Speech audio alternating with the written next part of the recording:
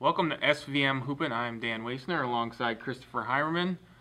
Before we jump into discussing about the 3A boys basketball regional that will be happening in a couple weeks, the pairings released last Friday. I wanted to talk just quickly about the death of Bruce Scheidecker.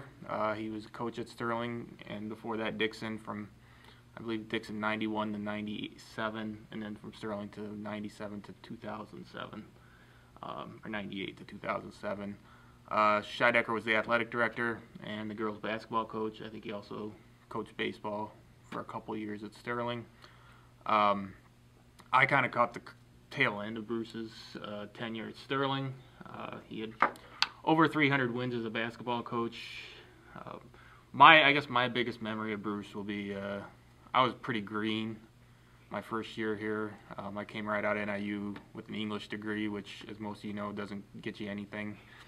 And I went up to DeKalb, and they were the top seed at the DeKalb Regional, and I think they lost in the semifinal match to DeKalb. I think it was only a 4-team regional, and that was in AA.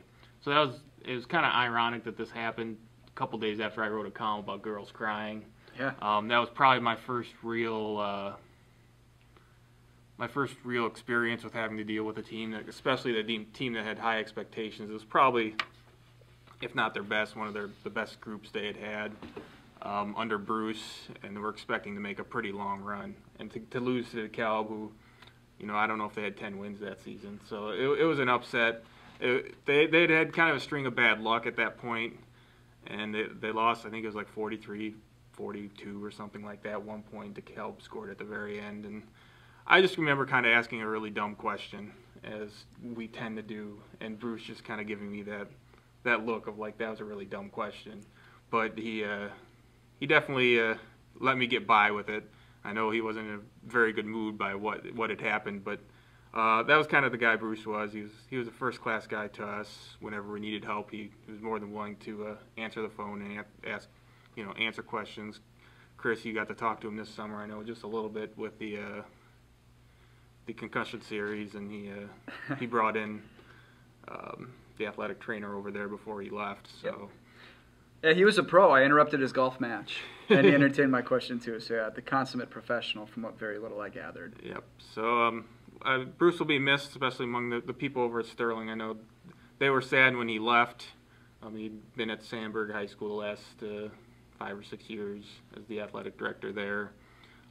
Even when he was here, you could tell he was grooming Julie to be his replacement, and Julie's kind of just picked up where he left off in terms of style. I mean, Bruce's teams had a certain style. They were going to play defense. They were going to, if they scored 40 points, they were going to win the game because they weren't going to let the other team score very much. And, obviously the highlight would be then in 2006-7 season, or 5-6 season, I can't remember now.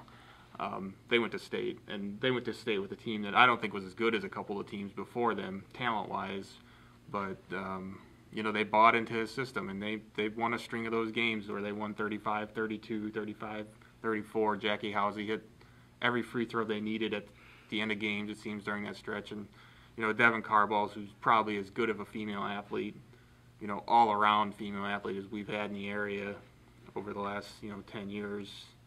She just carried him on her shoulders. So he was a good coach, and he got to kind of go out as a winner, getting to the state tournament in the quarterfinals, and they ran into just a juggernaut there in a 2-class system, and we're playing a team of 3 or 4 Division I kids. So it was a good way to go out, and I thought it was something we should address before we jump into hoops. Mm-hmm.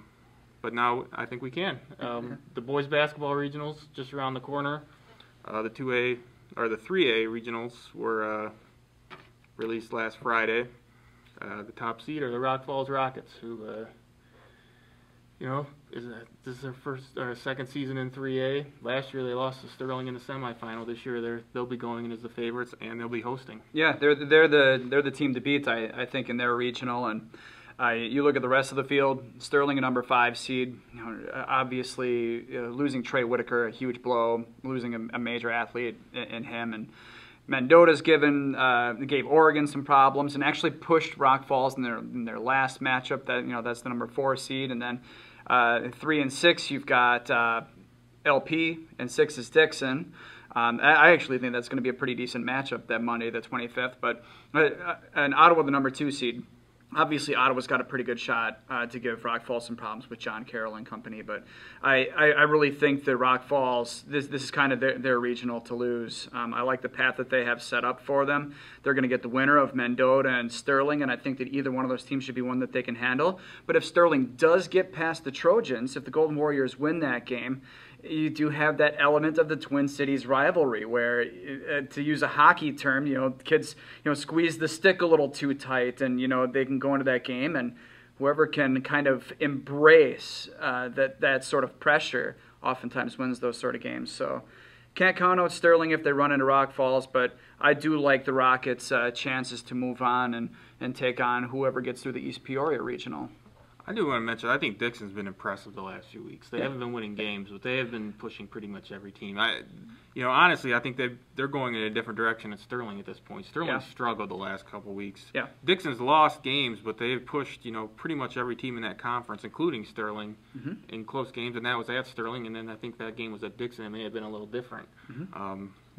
There's a lot of good signs up there for the next couple of years. None of those kids are really going to be gone.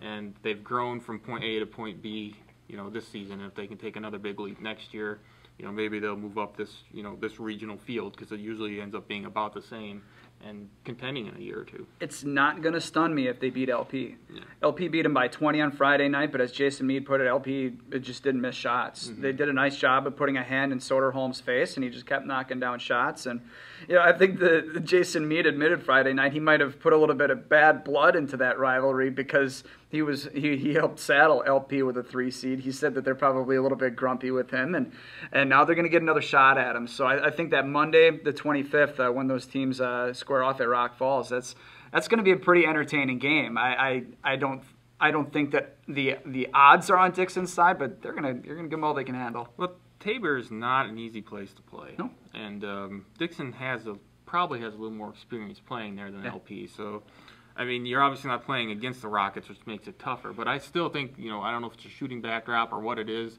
I've seen a lot of teams struggle there, for no other reason, no reason that I know of other than maybe the gym for some reason throws them off a little bit, which is a home court advantage for Rock Falls. But, for a Dixon LP game, it's hard telling that's going to affect more. You would think Dixon maybe has that experience, and they, it's a shorter drive. They should have a few more fans in the stands. So. Yeah, they travel pretty well.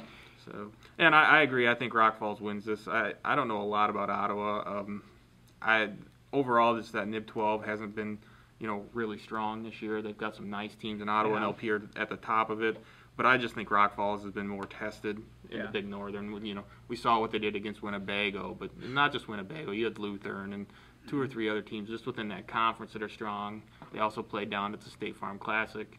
I think they're battle tested. I think they're experienced. They have a lot of seniors. This is their year to make hay. Yeah. And you get through that regional, and then you'll run into some, pretty big teams in that sectional.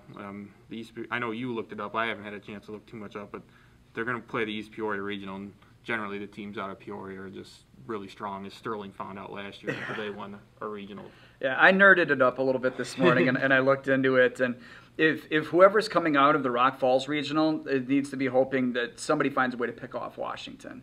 Because the number 1 seed on the East Peoria side is 24-1, 11-0 in the Mid-Illini Conference. They swept the number 2 seed Limestone this season. They've got a guy in Alec Peters who averages 22.5. In the Peoria Journal-Star coverage area, the closest guy to him in scoring average is 6 points behind him. He shoots almost 50% from the arc, over 50% from the field, 83.8% from the line, and he distributes the ball pretty well. He's a total package, and he's got lots of support too. A couple of other guys on the team averaging just about 10 points a game. So Washington has been beating teams that are hanging around 500 by 20, 30, 40 points lately. I think it was Friday they handed Central's most lopsided loss in 40 years. So yeah, I guess if voodoo, whatever you're into, whatever you can do to take down Washington, you got to be hoping that you don't run into them in the sectional. Well, traditionally those Peoria regionals are hard to call. There's usually 2 or 3 really good teams there.